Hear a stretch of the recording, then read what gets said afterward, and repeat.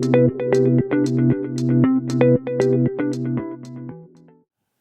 the next speaker is Kaushik Seal, sir, and it's not true only for me. He has helped every junior who has reached out to him for help, and he has been helped. I guess that's why he is the current IMEI president, and IMEI is taking a lot of such initiatives today to help maritime community go forward in the new era that we are entering. The new world, I guess, is the AI and digital world, sustainability, कुछ नए terms हैं where we are entering right now. And Seal sir is doing extraordinary work in that. I would like to invite Kaushik Seal sir. इन्होंने topic कल दिया है. अब इनका topic capital conclave से कैसे रिलेटेड है वो सर समझाएंगे. इनका टॉपिक है living through 50s and 60s by investing in यूजन इंफ्रा. ये हाँ जी, good morning ladies and gentlemen. Thank you Prateek भाई for saying these kind words. पता नहीं हकदार हूँ कि नहीं, but of course I keep trying my level best at each time. And in whatever forum I go to or in whatever state I am in, I try and give my best. And that philosophy stems from the fact that you need to have a mental discipline in order to do that, right? Which of course I've been very fortunate last 40 odd years in the industry to begin with seniors, my mentors, of course, parents, family members. They all guide you through the process which then shapes your fundamentals. So I've been very fortunate to have batchmates like Gaurav who tell you what not to do as well, right? So the journey has been very exciting. And of course, spoke with Pratik. We were in Singapore at that time, and this was what, 2014 or 2015, yeah? Around that time. So Pratik is an example of, if you people have seen these hit me dolls, you know, you hit that and then they get knocked down and then they bounce back. So he is a classic example. वो उसका प्रतीक है, if I have to quote a cliche example. He is an example of resilience, literally. I mean, one day he's taking dialysis, and the next day you see him on a flight and he's addressing a gathering. He is talking to investors, raising funds. I mean, it's amazing. I mean, if you have to get inspired by anybody, it's him. And it's absolutely amazing.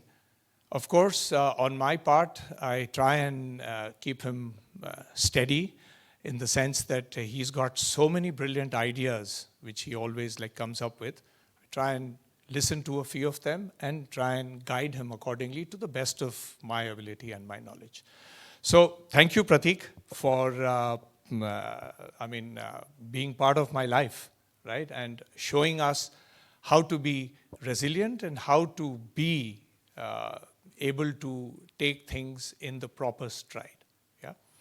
And coming to the conclave, and interestingly, where's Shushan? Ah, there. So he called me yesterday.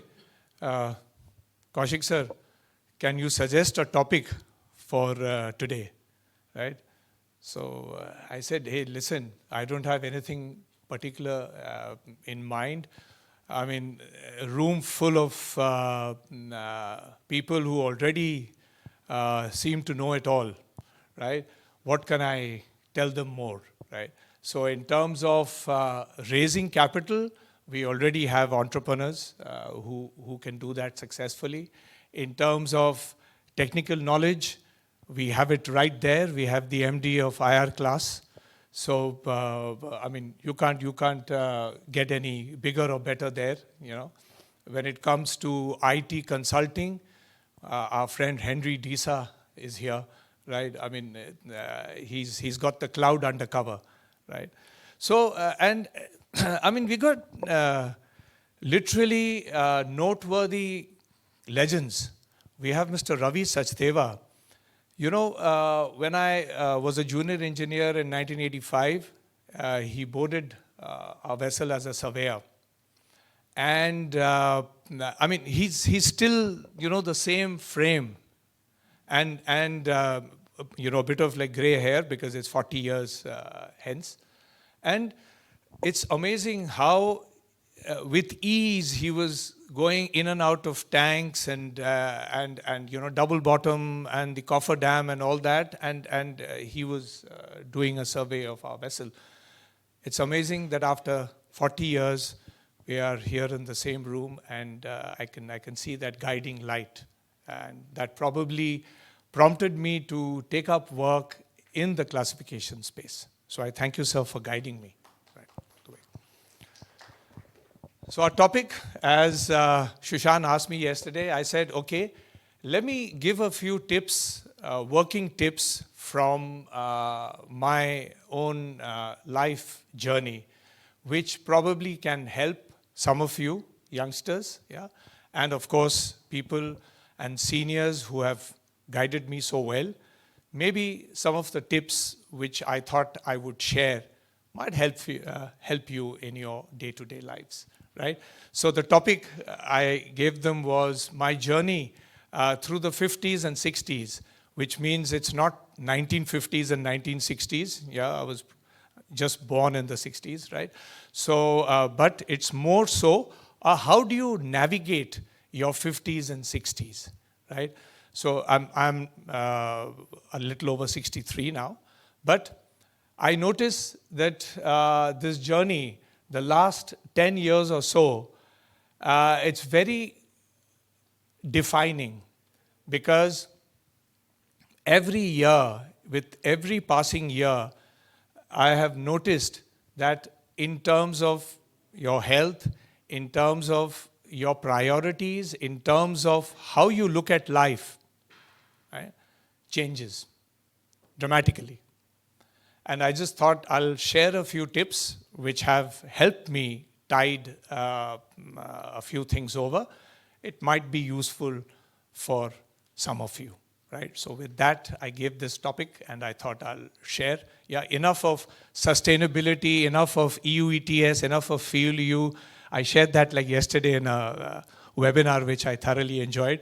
Yeah, so digital transformation, of course, is coming in. Bitcoin is here to stay, perhaps. Yeah, but what is important is our health, and I thought I'll speak a bit on that.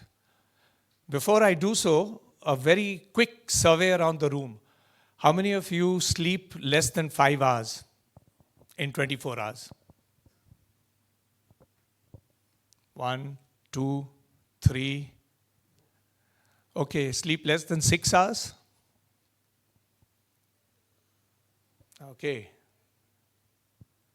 7? Okay, that's where the majority lies, yeah?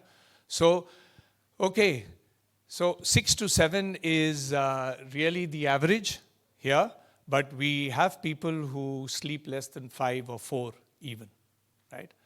And in my opinion, that's the key. So sleeping a good straight 6-7 hours, yeah. It's also how deep is the sleep, and are you waking up in between? That is also very critical. So in the 6-7 hours, which some of you have raised your hands to, are you sleeping straight, or are you getting up and then falling back, or having difficulty falling back? Now, this is directly linked to a few things, right? It's mostly linked to stress and your ability to manage that stress is very important. And as you age, come out of your 40s, get into 50s and then come out of 50s, go into 60s, you would realize that managing stress becomes a very, very important part of how you are going to sustain in the future. So, which primarily means you need to let go of certain things. It's your historical baggage which actually ties you down. And if you are able to navigate and let go of certain things which you cannot control, easier said than done, but if you can manage a methodology of doing so, you would be able to find a lot of calmness and a lot of inner peace. Because if you are able to achieve this single point, right, you are able to manage stress, get good sleep, uninterrupted sleep, and then it'll allow you that once you wake up in the morning, you are charged, you are supercharged for new things rather than think of the past. Otherwise, the past actually pulls you down in a very big way. So these are the 3 or 4 deep nuggets which I felt was very important in one's life as you go through midlife, right? And look at the next few years. So how you manage your 50s and 60s will define how your 70s and 80s will be. It's as simple as that. I hope some of the seniors would agree to what I'm saying here. Yeah. Of course, the few other pointers are your diet. Yeah. And I'm super thankful that I could influence at least some of the people in the room, yeah, including Prateek here, that diet controls your thoughts. It controls how you act in the day, right? And how your future is going to be. So diet plays a very, very important part. So in the earlier years, 20s and 30s, we don't bother much about our diet. Yeah, we tend to overconsume, including alcohol at times, which used to be in abundance during our sailing time. But now, of course, it's like limited. But keeping a diet in check is, again, very, very important. And along with diet is, of course, doing an exercise regimen, which is good for your body. And it's not a one-size-fit-all situation here. We must understand our own body and what it feels like if we are to do half an hour or 1 hour or 2 hours of exercise vis-a-vis doing something for 15 minutes, right?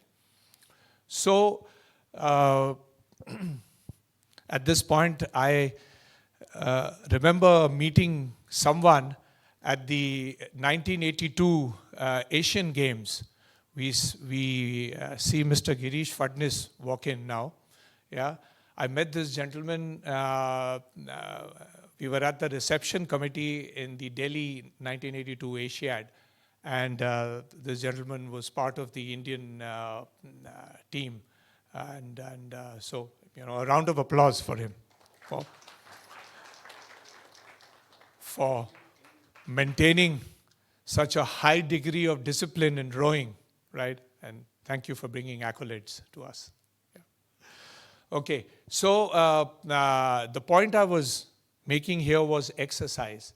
So when we follow a daily regimen, it could be 5 minutes, 10 minutes, it could be half an hour, it could be 1 hour. Whatever suits your physical needs, you need to follow that. And if you're able to do yoga, which is nothing but inner engineering of oneself, that is then, icing on the cake, in my opinion. So half an hour, 40 minutes of yoga in the morning actually aligns your thoughts. in the correct direction, and it gives you clarity and immense energy throughout the day. So that has been, it's worked for me. And I mean, there's an anecdote on yoga for me. I had joined Swami Dharendra Brahmachari, if you know who he was, Swamiji. His ashram was right next to our school in Delhi. And I used to see very good-looking girls and ladies in that ashram, right? Every day while coming into school and going out. So that was the motivation for me to join yoga and his ashram. But as luck would have it, right? I got a yoga guru, our like teacher, and all boys class, and everything was all boys, right?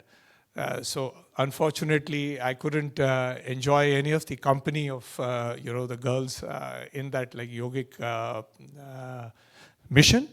But at the end of it, at least I learned a few asanas, which has helped me in the last 50 years or so. And I practice that almost on a daily basis, even when I'm traveling. And that's the best part of yoga, actually. Even if you're traveling, and I travel quite a bit, and I have over the years as well, but the advantage of doing yoga and breathing and doing a few asanas, you can do it anywhere, right? Even on the bed, while just after like waking up, and you can then continue your day with that. So this has helped me in a very big way. Apart from that, one little aspect which most of our folks forget is to maintain good oral hygiene. So I guess we have a presentation of Live Long after this, right? And they are going to probably tell you how this entire health benefit and health insurance works. But in my experience, oral hygiene and gut hygiene are two areas which really define how your day is going to be, and how smooth your endeavors are going to be. So these are the few tips which I thought I will share with you up front. And it's also the time when we see people are coming in and filling up into the room. So this should act as a good filler down the line, right? So on that note, if there are any questions, I can take them. I'm not a medical guy, but I have practiced many of the sort of exercises and the regimens.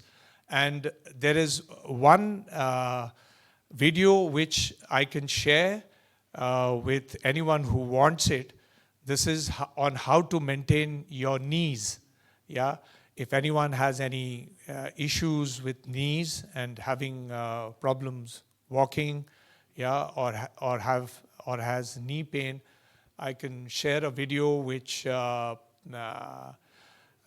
I learned about 25 years ago from a Chinese gentleman. He used to practice traditional Chinese medicine, TCM, and he showed me a technique which has helped me over the years. And I play badminton almost on a very regular basis, and I find it very useful for me. And I'm able to still stand in the court for an hour or so and play. So on that note, I would like to thank you all, firstly, for being here and for listening to me.